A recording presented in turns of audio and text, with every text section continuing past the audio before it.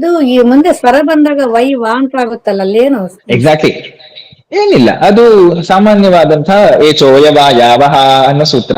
ಹ್ಮ್ ಹ್ಮ್ ಹ್ಮ್ ಹಾ, so Y ಆ ಅಂತ ಬಂದಾಗ ವಾ ಅಂತ ಆಗತ್ತೆ. ಆಪೋ ವಾ ಅಗ್ನೇರಾಯತನಂ ಅಲ್ಲಾಯ್ತು. ಹ್ಮ್ ವೈ ಔ ಪ್ಲಸ್ ಆಯ ಆವ್ ಈ ತರ ಅಯಾದಿ ಸಂಧಿ. ಪದಗಳು ಬರುತ್ತೆ. ಅಯಾದಿ ಸಂಧಿ, ಅಯಾದಿ ಸಂಧಿ ಏಚೋಯವ ಯಾವಹ, ಎಕ್ಸಾಕ್ಟ್ಲಿ ಆ ಥರ. ಸೊ ಹಾಗಾಗಿ ವೈದಿಕವಾಗಿ ನಾವೇನಾದ್ರು ಕಾರಣ ಕೊಡೋದಾದ್ರೆ ಒನ್ಸ್ ಅಗೇನ್ ನಾವು ಬಂದ್ವಿ ಅವಾಂತರ ಸೃಷ್ಟಿಗೆ. ಅವಾಂತರ ಸೃಷ್ಟಿಯಲ್ಲಿ ನೀರಿನಿಂದನೇ ವಾಯುವಿನ ಸೃಷ್ಟಿಯಾಯ್ತು, ನೀರಿನಿಂದನೇ ಅಗ್ನಿಯ ಸೃಷ್ಟಿಯಾಯ್ತು. ಸೊ ಹಾಗಾಗಿ ಆಪೋ ವೈ ವಾಯೋ ಆಯತನಂ. ಸೊ ಒಂದರ ಉತ್ತರ ಮಹಾಸೃಷ್ಟಿಗೆ ಸಂಬಂಧಪಟ್ಟಿದ್ದು, ಇನ್ನೊಂದರ ಉತ್ತರ ಅವಾಂತರ ಸೃಷ್ಟಿಗೆ ಸಂಬಂಧಪಟ್ಟಿದ್ದು. ಎರಡದಕ್ಕೂ ಲಾಜಿಕ್ ವೇದನೆ ಕೊಡುತ್ತೆ. ಆಯ್ತಾ? ಸೊ ಈ ತರ ಮಾಡಿ ನಾವು ಮುಂದಕ್ಕೆ ಹೋಗ್ಬಹುದು. ಮತ್ತೆ ಮುಂದೆ ಇಲ್ಲೆಲ್ಲ ಏನ್ ಕನ್ಫ್ಯೂಷನ್ ಆಗ್ತಿದೆ ನಮ್ಗೆ ಅಂತ ಕೇಳಿದ್ರೆ, ಅಫ್ಕೋರ್ಸ್ ವೈದಿಕವಾದಂತಹ ಒಂದು ನಿಗೂಢ ಅರ್ಥ ಏನು ಅಂತ ಕೇಳಿದ್ರೆ, ನೋಡಿ, ಒಂದು ಕಡೆ ನೀರು ವಾಯುಗೆ ಕಾರಣ ಅಂತ ಹೇಳಿದ್ರು, ಆಮೇಲೆ ಇನ್ನೊಂದು ವಾಯುನೇ ನೀರಿಗೆ ಕಾರಣ ಅಂತ ಹೇಳಿದ್ರು, ಅಗ್ನಿ ವಾಯುಗೆ ನೀರಿಗೆ ಕಾರಣ ಅಂತ ಹೇಳಿದ್ರು, ಮತ್ ಇನ್ನೊಂದ್ ಕಡೆ ಬಂದಾಗ ಇಲ್ಲ ನೀರೇ ಅಗ್ನಿಗೆ ಕಾರಣ ಅಂತ ಹೇಳಿದ್ರು. ಏನು ಇದ್ರ ಅರ್ಥ ಅಂತ ಕೇಳಿದ್ರೆ, ಕಾರ್ಯಂ ಕಾರಣಸ್ಯ ಆಶ್ರಯಭೂತಮಪಿ ಭವತಿ. ಅಂದ್ರೆ ಯಾವ ಕಾರಣ ನಾವು ಯೋಚನೆ ಮಾಡ್ತಿದೀವಲ್ಲ, ಆ ಕಾರ್ಯನೂ ಆಗಬಹುದು, ಅದೇ ಕಾರ್ಯ ಕಾರಣನೂ ಆಗಬಹುದು. ಅಂದ್ರೆ ಏನರ್ಥ, ಇಡೀ ಪ್ರಪಂಚ ನಾವು ಯಾವ ಕಾರಣದ ಬಗ್ಗೆ ನಾವು ಹುಡುಕಿ ಹೋಗ್ತಿದೀವೋ, ಇಡೀ ಪ್ರಪಂಚದ ಕಾರಣ ಏನು ಅಂತ ಹೋಗ್ತಿದೀವಲ್ಲ, ಹುಡುಕೋ ಅವಶ್ಯಕತೆ ಇಲ್ಲ, ಕಾರ್ಯದಲ್ಲೇ ಕಾರಣವನ್ನ ನೋಡಿ. I tell you in another words, ಏನು, ನಾವೀಗ ಇಡೀ ಪ್ರಪಂಚದ ಕಾರಣ ಏನು ಅಂತ ಹೇಳಿದಾಗ ನಾವು ಹೇಳಬಹುದು, ಬ್ರಹ್ಮನೇ ಇದೆಲ್ಲ ಸೃಷ್ಟಿ ಮಾಡಿದ್ದಪ್ಪ, ಬ್ರಹ್ಮ ಕಾರಣ, ಪ್ರಪಂಚ ಅನ್ನೋದು ಕಾರ್ಯ. ಹೌದಾ? ಸೊ ಈ ಬ್ರಹ್ಮ ಅನ್ನೋದು ಕಾರಣ ಆದ್ರೆ, ಪ್ರಪಂಚ ಅನ್ನೋದೇ ಕಾರ್ಯ ಆದ್ರೆ, ನಾನ್ ಕಾರಣಗಳನ್ನ ಹುಡ್ಕೋದೆಲ್ಲಿ ಅಂತ ಕೇಳಿದಾಗ ಸಾಮಾನ್ಯವಾದ ಉತ್ತರ ಏನು, ನೀನ್ ಬ್ರಹ್ಮ ಕಾರಣವನ್ನ ಹುಡ್ಕೋ ಅವಶ್ಯಕತೆ ಇಲ್ಲ, ಈ ಕಾರ್ಯದಲ್ಲೇ, ಈ ಪ್ರಪಂಚದಲ್ಲೇ ಬ್ರಹ್ಮ ಇದ್ದಾನೆ. ಬ್ರಹ್ಮ ಕಾರ್ಯಾತ್ಮನ ಅತ್ರ ಅಸ್ತಿ. ಉದಾಹರಣೆಗೆ, ಒಂದ್ ಮಡಕೆ ಇದೆ ನನ್ನ ಕೈಯಲ್ಲಿ. ಮಡಕೆ ಯಾವ್ದ್ರಿಂದ ಆಗಿದೆ? ಮಡಕೆಯ ಕಾರಣ ಏನು? ಅದು ಮಣ್ಣು. ಹೌದಾ? ಸೊ ಮಡಕೆಯ ಕಾರಣ ಮಣ್ಣಾದ್ರೆ, ನಾನು ಈ ಕಾರ್ಯ ಮಡಕೆ ನನ್ನ ಹತ್ರ ಏನಿದೆ, ನಾನು ಇದನ್ನ ಬಿಟ್ಟು ಬೇರೆ ಕಡೆ ಕಾರಣವನ್ನ ಹುಡುಕ್ಬೇಕಾ, ಮಣ್ಣನ್ನ ಹುಡುಕ್ಬೇಕಾ, ಅಥವಾ ಈ ಕಾರ್ಯದಲ್ಲೇ ಮಣ್ಣಿದೆಪ್ಪ, ಈ ಮಡಕೆಯಲ್ಲೇ ಮಣ್ಣಿದೆ ಅಂತ ಹೇಳ್ಬೇಕಾ? ಅದೇ ತರ ನನ್ನ ಹತ್ರ ಒಂದು ಚಿನ್ನದ ಸರ ಇದೆ, ಚಿನ್ನದ ಸರಕ್ಕೆ ಕಾರಣ ಏನು? ಚಿನ್ನ. ಈ ಚಿನ್ನದ ಸರ ಬಿಟ್ಟು ನಾನೇನಾದ್ರು ಕಾರಣ ಹುಡುಕ್ಬೇಕಾ? ಇಲ್ಲ. ಆ ಚಿನ್ನದ ಸರದಲ್ಲೇ ಚಿನ್ನ ಇರೋ ತರ, ಮಡಿಕೆಲೇ ಮಣ್ಣಿರೋ ತರ, ಈ ಪ್ರಪಂಚದಲ್ಲೇ ಬ್ರಹ್ಮ ಇದ್ದಾನೆ, ಚೈತನ್ಯ ಇದೆ. ಅದನ್ನ ಅರ್ಥ ಮಾಡಿಸೋದಕ್ಕೆ ನಮಗೆ ಇಷ್ಟೊಂದೆಲ್ಲ ಪೊಯೆಟಿಕ್, ಒಂದು ಕಾವ್ಯಾತ್ಮಕವಾದಂತಹ ಪ್ರಪಂಚವನ್ನ ಈ ಮಂತ್ರ ಪುಷ್ಪ ಸೃಷ್ಟಿ ಮಾಡ್ತಾ ಇದೆ. ಇನ್ನು ಮುಂದೆನೂ ಅದು ಸೃಷ್ಟಿ ಆಗತ್ತೆ. ನಾವೀಗ ಅಗ್ನಿ ಮತ್ತೆ ವಾಯು ನೋಡಿದ್ವಿ, ಅದ್ರ ಮುಂದೆ ಪರ್ಜನ್ಯ ಇದೆ, ಸಂವತ್ಸರ ಇದೆ, ಅಥವಾ ಮುಂದಿಂದಿದೆ.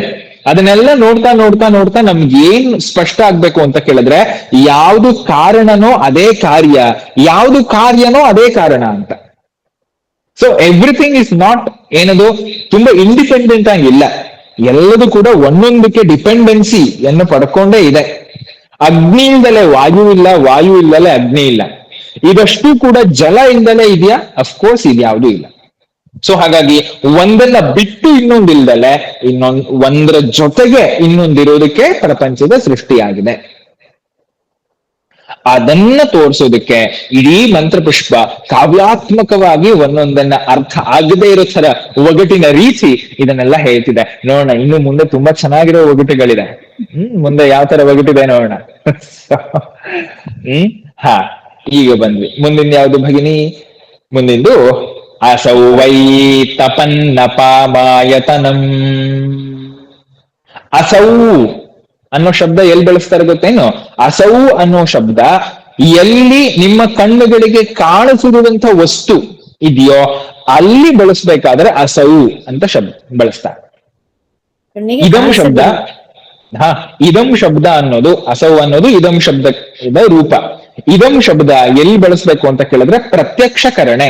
ನಿಮಗೆ ಪ್ರತ್ಯಕ್ಷ ಆದಂತ ವಸ್ತುಗಳಲ್ಲಿ, ಕಾಣಸಿಗುವಂತ, ಕೇಳಸಿಗುವಂತ, ಪ್ರತ್ಯಕ್ಷವಾಗುವಂತ ವಸ್ತುಗಳಲ್ಲಿ ಮಾತ್ರ ಇದಂ ಶಬ್ದವನ್ನ ಬಳಸಬೇಕು. ಉದಾಹರಣೆಗೆ, ಇವನು ನನ್ನ ತಮ್ಮ ಅಂತ ಯಾವಾಗ ಬಳಸ್ತೀವಿ? ಇವರು ಆಶಾ ಭಗಿನಿ ಅಂತ ನಾನು ಈಗ ಬಳಸಕ್ಕಾಗತ್ತಾ? ಈಗ ಬಳಸಕ್ಕಾಗಲ್ಲ. ಯಾಕೆಂದ್ರೆ ಅವರು ನಮ್ಮ ಪ್ರತ್ಯಕ್ಷದಲ್ಲಿಲ್ಲ, ಇದಾರೆ, ನನಗೆ ಈಗ ಸಿಗ್ತಾ ಇಲ್ಲ.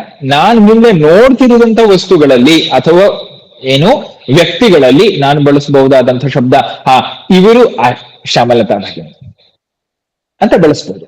ಆದ್ರೆ ಇವರು ಆಶಾ ಭಗಿನಿ ಅಂತ ಬಳಸಕ್ಕಾಗಲ್ಲ. ಯಾಕೆ ಅಂತ ಕೇಳಿದ್ರೆ ಅಫ್ಕೋರ್ಸ್ ನನಗೆ ಪ್ರತ್ಯಕ್ಷ ಪ್ರಮಾಣದಲ್ಲಿ ಅವರನ್ನ ಈಗ ನೋಡಕ್ ಆಗ್ತಿಲ್ಲ. ಸೊ ಇದಂ ಪ್ರತ್ಯಕ್ಷಗತಂ ಅಂತ ಸಂಸ್ಕೃತ ವ್ಯಾಕರಣ ಸೂತ್ರ. ಇದಂ ಅನ್ನೋ ಶಬ್ದ ಪ್ರತ್ಯಕ್ಷಗತವಾದಂಥ ವಸ್ತುಗಳಲ್ಲಿ ಮಾತ್ರ ಬಳಸಬೇಕು. ಬರ್ಕೊಂತೀರಾ ಇದನ್ನ, ಈ ಸೂತ್ರವನ್ನ? ಇದಂ ಪ್ರತ್ಯಕ್ಷಗತಂ ಅಂತ ಸೂತ್ರ. Very good. ಸೊ ಹಾಗಾಗಿ ಅಸೌ ಅಂತ ಇದಂ ಶಬ್ದ ಬಳಸಿದ್ ಯಾಕೆ ಅಂತ ಕೇಳಿದ್ರೆ ಪ್ರತ್ಯಕ್ಷಗತವಾದಂಥ ತಲೆ ಎತ್ತಿದ್ರೆ ಕಾಣುವಂತ ಸೂರ್ಯ ಇದಾನಲ್ಲ, ಆ ಸೂರ್ಯ ಅಸೌ ವೈ ತಪನ್ನಪಾಮಾಯತನಂ. ಅಸೌ ತಪನ್ ಅಪಾಮಾಯತನಂ. ತಪನ್ ಅಂದ್ರೆ ಯಾರು? ತಪನ್ ಅಂತ ಹೇಳಿದ್ರೆ ಸೂರ್ಯ. ಯಾಕೆ ಅವನಿಗೆ ತಪನ್ ಅಂತ ಕರಿಬೇಕು? ತಪಃ ಅಂತ ಹೇಳಿದ್ರೆ ಸುಡುವಂತ ಒಂದು ಪ್ರಕೃತಿಯನ್ನ ಹೊಂದಿರುವನ್ ಯಾರೋ ಅವನಿಗೆ ತಪನ್ ಅಂತ ಕರೀತಾನೆ. ಈ ತಪನ್ ಸೂರ್ಯ ಅಪಾಂ ಆಯತನಂ, ನೀರಿನ ಕಾರಣ. ಯಾಕೆ ಯಾಕೆ ಹೇಳಿ ನೋಡೋಣ. ಅಲ್ಲ, ನೀರು ಮೇಲೆ ಹೋಗುತ್ತಲ್ಲ. ಎಕ್ಸಾಕ್ಟ್ಲಿ. ಸೊ ಇದನ್ನ ತಿಳ್ಕೊಳ್ಬೇಕಾದ್ರೆ ನಾವು ವೇದನೆ ಬೇಕು ಅಂತಿಲ್ಲ. ನಮ್ಮ ಸಾಮಾನ್ಯ ಈಗಿನ text book, school text book ನಮಗ್ ಸಾಕು. ಅಸೌ ತಪನ್ ಅಪಾಂ ಆಯತನಂ. ಈ ಬರ್ನಿಂಗ್ ಸ್ಕಾರ್ಚಿಂಗ್ ಸನ್ ಏನಿದಾನಲ್ಲ ಸೂರ್ಯ, ಆತ ನೀರಿಗೆ ಕಾರಣ. ಯಾಕೆ? ಅಫ್ಕೋರ್ಸ್ ನಮಗೆ ಗೊತ್ತು, ಸೂರ್ಯನ ಕಿರಣದ ಪ್ರಭಾವದಿಂದ ಬೆಳಗ್ಗೆ ಏನಾಗುತ್ತೆ, ಸಂಪೂರ್ಣ ಜೀವ ಜಗತ್ತಿನಲ್ಲಿರುವಂತಹ ಆ ನೀರಿನ ಆವೀಕರಣ ಆಗಿ, ಬಾಷ್ಪೀಕರಣ ಆಗಿ ಅದು ಮೋಡಗಳಾಗಿ ಸೃಷ್ಟಿಯಾಗುತ್ತೆ. ಮೋಡಗಳು ಯಾವಾಗ ಕಾಲ ಬರುತ್ತೋ ಆಗ ಮತ್ತೆ ಮಳೆಗಳ ರೂಪದಲ್ಲಿ ಬರುತ್ತೆ, ಮತ್ತೆ ಆವಿಯಾಗುತ್ತೆ, ಮತ್ತೆ ಮಳೆ ಬರುತ್ತೆ. ಇದೆಲ್ಲ ಪ್ರಕ್ರಿಯೆಗಳು ನಡೆಯುತ್ತಲ್ಲ. ಈ ಪ್ರಕ್ರಿಯೆ ಆಗ್ಬೇಕು ಅಂದ್ರೆ ನಮ್ಗೆ ಪ್ರಪಂಚದಲ್ಲಿ ಈ ಸೂರ್ಯ ಮಂಡಲದಲ್ಲಿ ಸೂರ್ಯ ಇರಬೇಕು. ಸೂರ್ಯ ಇಲ್ಲದೆ ಇದ್ರೆ ಇದು ಯಾವುದೂ ಪ್ರಕ್ರಿಯೆ ಆಗಲ್ಲ. ಈ ಪ್ರಕ್ರಿಯೆ ಆಗ್ಲಿಲ್ಲ ಅಂದ್ರೆ ಜೀವ ಸೃಷ್ಟಿ ಅಥವಾ ಸ್ಥಿತಿ ಆಗಲ್ಲ. ಸಮ್ಯಕ್. ಸೊ ಹಾಗಾಗಿ ಅಸೌ ತಪನ್ ಅಪಾಮಾಯತನಂ ಸ್ಪಷ್ಟ. ಅಲ್ಲ, ಅಸೌ ಪ್ರತ್ಯಕ್ಷ ಕಾಣದೇ ಇರುವಾಗ ಯೂಸ್ ಮಾಡೋದು ಅಂತ ಹೇಳಿದ್ರಲ್ಲ. ಅಸೌ ಪ್ರತ್ಯಕ್ಷ ಕಾಣದೇ ಇರ್ಬೇಕಾದ್ರೆ ಅಸೌ ಅಂತ ಬಳಸಬಾರದು, ನೀವು ಬಳಸಕ್ ಆಗಲ್ಲ. ಓಕೆ. ಅಸೌ ತಪನ್ ಅಪಾಮಾಯತನಂ. ಡನ್. ಆಮೇಲೆ ಏನಾಯ್ತು ವಾಕ್ಯ? ಅಸೌ ವೈ ತಪನ್ ಅಪಾಮಾಯತನಂ ಆಯತನವಾನ್ ಭವತಿ. ಯಾರು ಈ ತರ ವಾಕ್ಯಗಳನ್ನ ನೋಡ್ತಾರೋ ಅಥವಾ ಈ ತರ ಉಪಾಸನೆಯನ್ನ ಮಾಡ್ತಾರೋ ಅವರು ಆಯತನವಾನ್ ಭವತಿ. ಡನ್. ಮುಂದಿನ ವಾಕ್ಯ ಆಪೋ ವೈ. ಮುಂದಿನ ವಾಕ್ಯ ಏನಾಯ್ತು? ಯೋಮುಷ್ಯ ತಪತ. ಯಹ ಅಮುಷ್ಯ ತಪತ ಆಯತನಂ ವೇದ. ಯಾರು ಈ ಕಣ್ಣುಗಳಿಗೆ ಕಾಣುವಂತ ಸೂರ್ಯನ ಕಾರಣ ಆಯತನಂ ವೇದ, ಅವರು ಆಯತನವಾನ್ ಭವತಿ. ಸಮಯಗಸ್ತಿ? ಅರ್ಥ ಆಯ್ತು? ಯಾರು ಕಣ್ಣಿಗೆ ಕಾಣುವಂತಹ ಸೂರ್ಯನ ಕಾರಣ ಆಯತನಂ ವೇದ ತಿಳ್ಕೊಂತಾರೋ ಅವರು ಆಯತನವಾನ್ ಭವತಿ. ಡನ್. ಆಮೇಲೆ ಏನಾಯ್ತು? ಮುಂದೆ ಹೇಳಿದ್ರು ಆಪೋ ವೈ ಆಪೋ ವಾ ಅಮುಷ್ಯತಪತ ಆಯತನಂ. ಆಪಹ ವೈ, ಇದೇ ಜಲ, ಇದೇ ನೀರು ಈ ಉಳಿತಿರುವಂತಹ ಸೂರ್ಯನಿಗೆ ಕಾರಣ. ಇದ್ಯಾಕೆ?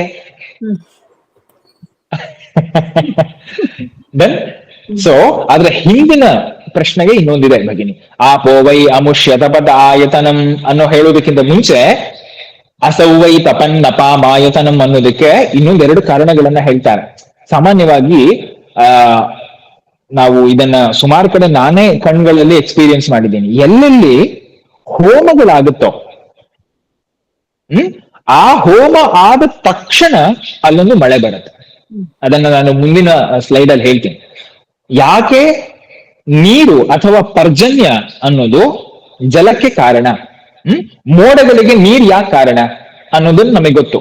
ಆದ್ರೆ ಈ ಅದು ಅಮುಷ್ಯತಪತ ಆಯತನಂ, ಈ ಸೂರ್ಯನ ಬೆಳಕು ಇದೆಲ್ಲ ಸೃಷ್ಟಿ ಪ್ರಕ್ರಿಯೆಗೆ ಅಥವಾ ಏನು ನೀರಿನ ಬಾಷ್ಪೀಕರಣಕ್ಕೆಲ್ಲ ಕಾರಣ ಆಯ್ತು.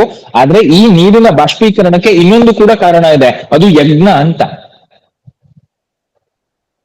ಸೊ ಅದನ್ನ ನಾನು ಮುಂದೆ ಅದನ್ನ ಹೇಳ್ತೀನಿ. ಬಟ್ ಈ ಸಾರಾಂಶ ಅರ್ಥ ಆಯ್ತಾ? ಆಪೋವಾ ಅಮುಷ್ಯ ತಪತ ಆಯತನಂ, ಈ ಕಾಣುವಂತ ಸೂರ್ಯನಿಗೆ ನೀರೇ ಕಾರಣ ಅಂತ ವೇದವಾಕ್ಯಗಳ ಹೇಳ್ತಿದೆ. ಯಾಕೆ ಅಂತ ಕೇಳಿದ್ರೆ, ಒಂದ್ಸಗಿ ಇಲ್ಲಿ ನಾವು ಹೇಳಿದ್ವಿ, ಇದು ಉಪಾಸನಾತ್ಮಕ ದೃಷ್ಟಿಯಿಂದ ನೋಡುವಂತ ವಾಕ್ಯ. ಉಪಾಸನೆ ಮಾಡುವಾಗ ಯಾವುದು ಪ್ರತ್ಯಕ್ಷವಾಗಿ ಕಾಣುತ್ತೋ ಅದರಲ್ಲಿ ಉಪಾಸನೆ ಮಾಡೋದು, ಅದನ್ನ ನೋಡೋದು ವಿಶೇಷ ಅಲ್ಲ. ನಾನು ನಿಮ್ಮನ್ನ ಅಥವಾ ಈ ವಸ್ತುವನ್ನ ಇದನ್ನ ಪ್ಲಾಸ್ಟಿಕ್ ಅಂತ ಕರೆದ್ರೆ ಇದ್ರಲ್ಲೇನು ವಿಶೇಷ ಇಲ್ಲ. ವಿಶೇಷ ಯಾವಾಗ ಅಂತ ಕೇಳಿದ್ರೆ, ಈ ಪ್ಲಾಸ್ಟಿಕ್ ಅನ್ನ ನಾನೇನಾದ್ರು ಉದಾತ್ತ ದೃಷ್ಟಿಯಿಂದ ನೋಡಿದ್ರೆ ಇದು ಸಾಮಾನ್ಯ ಪ್ಲಾಸ್ಟಿಕ್ ಅಲ್ಲಪ್ಪ, ಇದು ಈ ಕಲರ್, ಇದು ಪ್ರತ್ಯೇಕವಾದಂತ ದೇವತೆಗೆ ಉಪಾಸನೆಗೆ ಕಾರಣ ಅಂತ ಹೇಳಿದಾಗ ಇದು ಉಪಾಸನೆ ಆಗತ್ತೆ. ಕಾಣುವಂಥದ್ದ ವಸ್ತುವನ್ನ, ಪ್ರತ್ಯಕ್ಷವಾಗಿರುವಂತಹ ವಸ್ತುವನ್ನ ಪ್ರತ್ಯಕ್ಷೀಕರಣಗೊಳಿಸೋದ್ರಲ್ಲಿ ಏನು ವಿಶೇಷತೆ ಇಲ್ಲ. ಪ್ರತ್ಯಕ್ಷವಾಗಿರುವಂತಹ ವಸ್ತುವಿನಲ್ಲಿ ವಿಶೇಷವಾದಂತಹ ದೃಷ್ಟಿಯನ್ನ ಆಧಾನ ಮಾಡಿದಾಗ ಅದು ಉಪಾಸನೆ ಆಗತ್ತೆ. ಸೊ ಹಾಗಾಗಿ ಅಸೌವೈ ತಪನ್ನಪಾಮಾಯತನಂ ವಿಶೇಷತೆ ಇಲ್ಲ. ನಮಗೆ ಸೈನ್ಸ್ ಅಲ್ಲಿ ಗೊತ್ತಿದೆ, ಕಣ್ಣಲ್ಲಿ ನೋಡಿದಾಗ ಗೊತ್ತಿದೆ. ಏನು ಆದಿತ್ಯ ಜಾಯತೆ ವೃಷ್ಟಿ ತಥೋ ವೃಷ್ಟಿ, ಏನೋ ವೃಷ್ಟೇ ಅನ್ನಂ ತತಃ ಪ್ರಜಾಹ ಅಂತ ಹೇಳ್ತಾರೆ. ಆದಿತ್ಯನಿಂದ ಮಳೆ ಆಗುತ್ತೆ, ಮಳೆಯಿಂದ ಏನು ಅನ್ನ ಸಿಗುತ್ತೆ, ಅನ್ನದಿಂದ ಪ್ರಜೆಗಳ ಉತ್ಪತ್ತಿ ಆಗುತ್ತೆ, ಪ್ರಜೆಗಳು ಅವರ ಏನು ಆಹಾರವನ್ನ ಪಡ್ಕೊಂತಾರೆ. ಅಫ್ಕೋರ್ಸ್ ನಮಗೆಲ್ಲ ಗೊತ್ತಿದೆ. ಆದ್ರೆ ಗೊತ್ತಿಲ್ಲದೆ ಇರೋದೇನು ಅಂತ ಕೇಳಿದ್ರೆ, ನೀರೇ ಆದಿತ್ಯನಿಗೆ ಕಾರಣ. ಇದು ಉಪಾಸನೆ. ಈ ಉಪಾಸನೆಗೆ ಇನ್ನೊಂದು ವೇದವಾಕ್ಯ ಕಾರಣ ಆಗಬಹುದು. ಯಾವುದು ಅಂತ ಕೇಳಿದ್ರೆ, ಅಫ್ಕೋರ್ಸ್ ಅವಾಂತರ ಸೃಷ್ಟಿ. ಅವಾಂತರ ಸೃಷ್ಟಿಯಲ್ಲಿ ನೀರು ಫಸ್ಟ್ ಬಂದಿದೆ. ಆ ನೀರಿನ ಕಾರಣದಿಂದಾನೇ ನಾವು ಸೂರ್ಯನನ್ನ ನೋಡ್ತಿದೀವಿ. ಇದ್ರಲ್ಲಿ ಇನ್ನೊಂದು ದೃಷ್ಟಿಯನ್ನ ಹೇಗ್ ನೋಡ್ಬೋದು ಅಂತ ಕೇಳಿದ್ರೆ, ಯಾವಾಗ ಮೋಡಗಳಿರುತ್ತಲ್ಲ, ಮೋಡ ಅಂದ್ರೆ ನೀರು, ಮೋಡಗಳಿದ್ದಾಗ ನಾವು ಸೂರ್ಯನನ್ನ ನೋಡಕ್ಕಾಗತ್ತಾ? ಅಫ್ಕೋರ್ಸ್ ಆಗಲ್ಲ. ಆ ಮೋಡಗಳು ಯಾವಾಗ ಸರಿಯುತ್ತೋ ಆಗ ಮಾತ್ರ ಸೂರ್ಯನನ್ನ ನೋಡಕ್ಕಾಗತ್ತೆ. ಆ ಥರ ದೃಷ್ಟಿಯಲ್ಲಿ ನೋಡೋದಾದ್ರೆ ನಾವು ಅಫ್ಕೋರ್ಸ್ ಹೇಳ್ಬಹುದು, ಕಾವ್ಯಾತ್ಮಕವಾಗಿ ಏನ್ ಹೇಳ್ಬೋದು, ಆಪೋ ವೈ ಅಮುಷ್ಯ ತಪತ ಆಯತನಂ ಅಂತ. ಯಾವಾಗ ಘನಾಂಧಕಾರ ಇರ್ಬೇಕಾದ್ರೆ, ಅಂದ್ರೆ ಮಳೆ ಮೋಡ ಇರ್ಬೇಕಾದ್ರೆ, ನೀರಿನ ಸ್ವರೂಪ ಮೋಡ, ಆ ಮೋಡ ಇರ್ಬೇಕಾದ್ರೆ ನಾವು ಯಾವ ಸೂರ್ಯನ ನೋಡಕ್ಕಾಗತ್ತೆ, ಯಾವ ಚಂದ್ರ ನೋಡಕ್ಕಾಗತ್ತೆ? ಯಾವ ಸೂರ್ಯನೇ ನೋಡಕ್ಕಾಗಲ್ಲ. ಆ ದೃಷ್ಟಿಯಲ್ಲಿ ನೀರೇ ಸೂರ್ಯನ ದರ್ಶನಕ್ಕೆ ಕಾರಣ ಅಥವಾ ಸೂರ್ಯನಿಗೆ ಕಾರಣ ಅಂತ ಹೇಳ್ಬಹುದು. ಈ ದೃಷ್ಟಿಯಲ್ಲಿ ನೋಡಬಹುದು, ಕಾವ್ಯಾತ್ಮಕವಾಗಿ ನೋಡುವಂಥದ್ದು. ದೆನ್ ಈ ದೃಷ್ಟಿಯಲ್ಲಿ ನೋಡೋದಾದ್ರೆ ಅಫ್ಕೋರ್ಸ್ ಆಪಹ ಅಮುಷ್ಯ ತಪತಃ ಆಯತನಂ, ಈ ಸೂರ್ಯನಿಗೆ ಕಾರಣ ನೀರು. ಸಮ್ಯಕ್. ಈ ಉಪಾಸನೆ ಮಾಡುವವರಿಗೆ ಆಯತನವಾನ್ ಭವತಿ ಯ ಏವಂ ವೇದ, ಆಯತನವಾನ್ ಭವತಿ ಅಂತ ಫಲ. ಅಫ್ಕೋರ್ಸ್ ಎಲ್ಲ ಫಲಗಳಿಗೆ, ಎಲ್ಲ ಉಪಾಸನೆ ಆದ ಮೇಲಿಂದ ಫಲಗಳನ್ನ ಮೆನ್ಷನ್ ಮಾಡ್ತಾರೆ. ಏನು? ಆಪೋ ವೈ ಅಮುಷ್ಯ ತಪತ ಆಯತನಂ ಆಯತನವಾನ್ ಭವತಿ ಯ ಏವಂ ವೇದ. ಆಮೇಲೆ ಏನಾಯ್ತು? ಯ ಏವಂ ವೇದ ಯೋಪಾಮಾಯತನಂ ವೇದ ಆಯತನವಾನ್ ಭವತಿ. ಈ ತರ ಸೂರ್ಯನಿಗೆ ಅಥವಾ ನೀರು ಎಲ್ಲದಕ್ಕೂ ಕಾರಣ ಅನ್ನುವಂಥ ಉಪಾಸನೆ ಇದೆಯಲ್ಲ, ಆ ಉಪಾಸಕನಿಗೆ ಏನ್ ಕೊಡುತ್ತೆ? ಆಯತನವನ್ನ ಕೊಡುತ್ತೆ.